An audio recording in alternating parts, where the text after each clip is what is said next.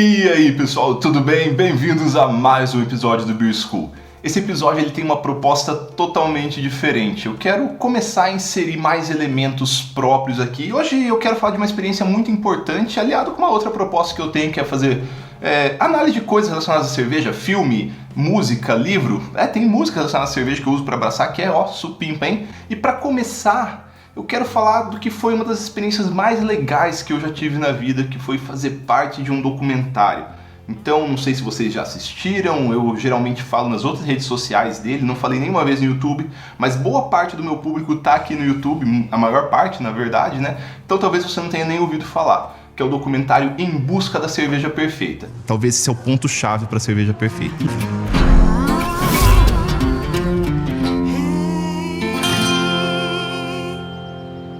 Pois é, pessoal, então fiz parte de um documentário. Antes de entrar nos méritos dele, né, quero dizer que isso foi sempre um sonho da minha vida, foi um sonho completo. Eu cresci assistindo documentário, até que um dia eu fui chamado para participar de um, e para minha surpresa, além de tudo isso, era sobre cerveja, algo que eu trabalho, que eu tenho paixão, vocês sabem. Então hoje eu quero falar um pouco do documentário, como foi fazer ele e as minhas impressões sobre ele, porque no fim, né, eu sou só uma parte pequena do documentário e eu posso ter uma opinião que é até quase que imparcial. Claro, vai ter um pouquinho de parcialidade, porque você sempre gosta do que você faz, né? Mas meu objetivo aqui é tentar ser o mais imparcial possível, para quem não assistiu ainda poder ir lá assistir para discutir com vocês se vocês concordam ou não concordam com as minhas visões. O documentário, ele é uma obra cinematográfica linda. O documentário, então, ele conta com 26 participantes. Ele foi dirigido pelo já famoso diretor Heitor Dália, que tem série na Netflix, tem aquele documentário Yoga na Netflix que é lindo. Então o cara tem gabarito, tem altos prêmios e dá pra ver muito bem isso dentro do documentário. Ele entrou sem saber nada de cerveja, então ele consegue dar essa visão de quem não sabe nada. Não que o documentário não fale nada, o documentário na verdade é o contrário, é muito bom, é uma escola para quem tá entrando no mundo da cerveja. Só que ele não vem com essa visão enviesada que a gente pode ter. Porque a gente sabe muito de cerveja, né? Modéstia à parte. Eu, vocês, todo mundo aqui que assiste o Beer School. Ele fala sobre escolas cervejeiras, ele fala sobre produção de cerveja, sobre insumos, água, malte, lúpulo, levedura. Quem faz cerveja, na verdade, não é o mestre cervejeiro. Quem faz cerveja é a levedura. O grande trabalho do mestre cervejeiro é manter a levedura feliz e trabalhando corretamente. O funcionário do mês na fábrica sempre vai ser a levedura. E no meio de uma hora aí ele consegue resumir uma história milenar assim de forma excepcional. Quando eu gravei lá no ateliê da Vals, que é um lugar muito bonito, né? Assim, cheio de barril, de maquinário. É feito para ser uma peça artística o lugar. O Heitor ainda não tinha tomado nenhuma cerveja artesanal, eu fui o segundo entrevistado dele. E eu fui lá e pluguei as cervejas, entrei lá, liguei a máquina térmica, pluguei as cervejas e foi a primeira vez que ele provou uma double, uma triple, uma quadruple. E foi legal ver essa experiência acontecer, essa transformação acontecer com ele, porque ele era um cara do vinho, que ele tinha uma bagagem de cerveja que é basicamente a cerveja comercial. Então ele tomava basicamente pilsen de massa e ele viu que cerveja era muito mais do que isso. E ele trouxe isso para dentro do documentário. Isso foi a parte sensacional. Agora tem a parte que é um pouco controversa no documentário, que é o fato dele ter sido produzido pela cervejaria Ambev. Eu não sei se produzido é o termo correto, eu não sou muito familiar com os termos.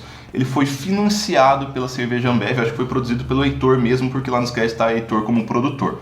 Então, como sendo uma obra financiada por essa cervejaria, por essa grande empresa, é óbvio que ele dá foco para essa grande cervejaria. Então no documentário aparecem dezenas e dezenas de cerveja, e dessas dezenas eu acho que, olha, a que eu conheço que não é da empresa é uma só, que é a Dado Beer. Tudo é da Ambev, né, hoje em dia, como que eu vou saber o que não é? Aparece Leffe, Goose Island, Hoegaarden, mas aparece também cervejas de massa, dá uma certa ênfase para Brahma, uma certa ênfase para Skol. Não são ênfases sutis, mas que para um público artesanal pode fazer uma grande diferença na forma com que interpreta o documentário. Mas tirando esse fato, né, que esse é o fato que acaba sendo um pouco gerador de conflitos, o documentário ele é incrível para você trazer mais pessoas para o meio. E esse talvez é um dos pontos altos do documentário.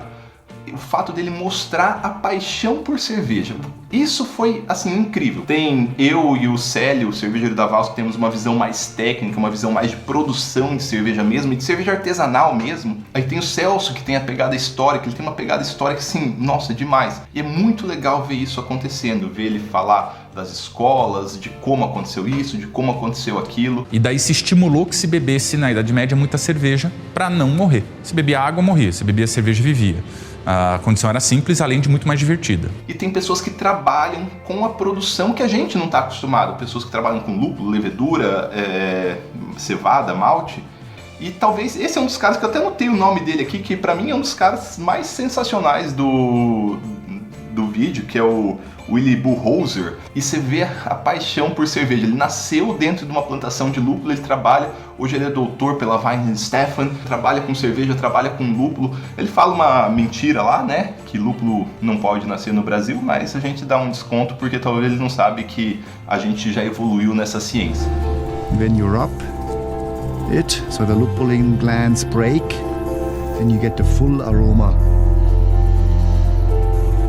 Ah, beautiful. Eu, como sempre, né, falei da parte mais técnica e me deixaram com essa pegada mais técnica. Nunca imaginei que ia falar cloreto sulfato no cinema, né?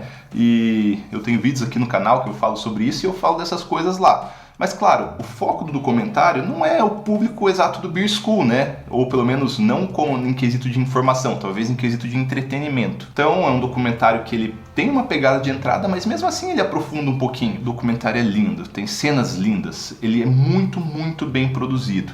Ele tem um corpo técnico bastante adequado, bastante... Talvez é o auge do documentário, é o corpo técnico. Bom, desculpa, modéstia à parte, né? Tenho que parar de falar isso. E eu assisti esse documentário com meu pai, com a minha mãe, com meu sogro e com diversas pessoas que não são, apesar de eu ser do meio, assim, de eu estar extremamente inserido no meio, só falar de cerveja, né? Meu pai, minha mãe, meu sogro, minha sogra, eles nunca tiveram essa introdução. E o documentário entrou muito bem nisso. Ele vai lá falar o que é escola cervejeira, vai lá falar o que é estilo, como é produzido, os ingredientes, se a água importa, se a água não importa. Na minha opinião pessoal, e eu gostaria da opinião de vocês, ele é muito, muito mais vantajoso para o mercado artesanal do que prejudicial. Cada pessoa que entrar no mercado de cerveja artesanal, não importa o meio, é público para qualquer um. Deixem suas opiniões aqui embaixo, sejam quais opiniões forem, pode ser crítica, pode ser elogio. E até o nosso próximo episódio. Quem sabe a gente não consiga fazer um documentário do Beer School sobre cerveja, né? Esse sim seria mais um sonho enorme sendo realizado. Valeu, pessoal. Muito obrigado e até a próxima.